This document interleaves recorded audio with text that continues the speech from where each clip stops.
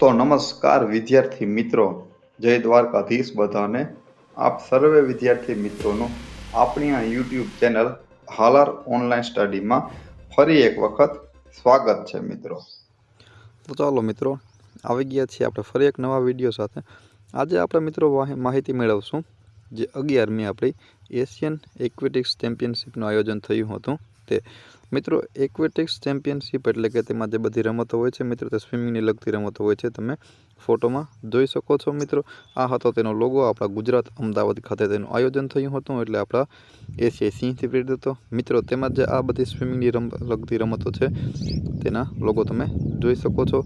તો ચાલો હવે મેળવીએ તેના વિશે ડિટેલમાં માહિતી. હવે તો ચાલો જોઈએ મિત્રો. આ સ્પર્ધા છે તે ગુજરાતના અમદાવાદમાં સ્થિત વીર સાવરકર સ્પોર્ટ્સ કોમ્પ્લેક્સ ખાતે 11મી એશિયન એક્વેટિક્સ ચેમ્પિયનશિપનું આયોજન થયું હતું. ક્યાં થયું હતું મિત્રો? તો કે અમદાવાદમાં, અને વીર સાવરકર સ્પોર્ટ્સ કોમ્પ્લેક્સમાં એના આવેલું છે તો કે અમદાવાદ ખાતે આવેલું છે. આ ટુર્નામેન્ટ ભારતમાં પ્રથમ વખત યોજાઈ હતી, એટલે મિત્રો આપણા માટે એક્ઝામની દ્રષ્ટિએ ખૂબ જ આઈએમપી થઈ જાય છે. અને દક્ષિણ એશિયામાં ફક્ત બીજી વખત આ ચેમ્પિયનશિપનું આયોજન થઈ રહ્યું છે. તો એક યાદ રાખી લેજો મિત્રો કે ભારતમાં પ્રથમ વખત આપણે જે એક્વેટિક્સ ચેમ્પિયનશિપ છે 11મી એશિયન, તેનું આયોજન થયું હતું. હવે આગળ જોઈએ. આ સ્પર્ધામાં મિત્રો 29 દેશોના 1100થી વધુ રમતવીરોએ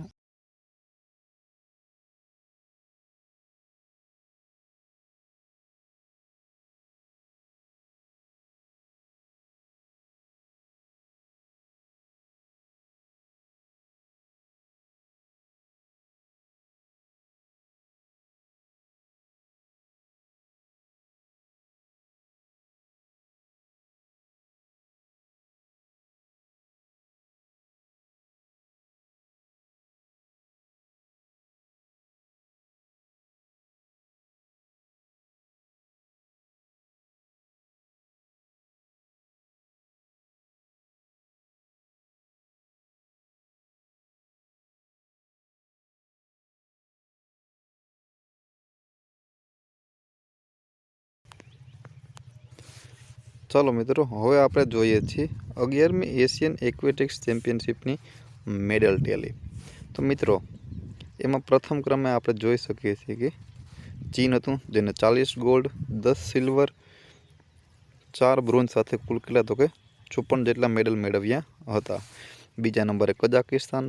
મિત્રો આ આપણે હાઇલાઇટ પોઈન્ટ કહેવાય. કઝાકિસ્તાન જેવો નાનો દેશ છે તે પણ બીજા નંબરે આવી ગયો. ત્રીજા નંબરે છે તે જાપાન છે, જ્યારે ભારત છે તે 11મા સ્થાને રહ્યું હતું. મેડલ ગોલ્ડ કેટલા તો કે 0 મળ્યા હતા, સિલ્વર તો કે 4 મળ્યા, અને બ્રોન્ઝ છે તો કે 9 મેડલ મળ્યા સાથે કુલ 13 મેડલ મળ્યા હતા. યાદ રાખી લેજો મિત્રો, કુલ કેટલા મેડલ તો કે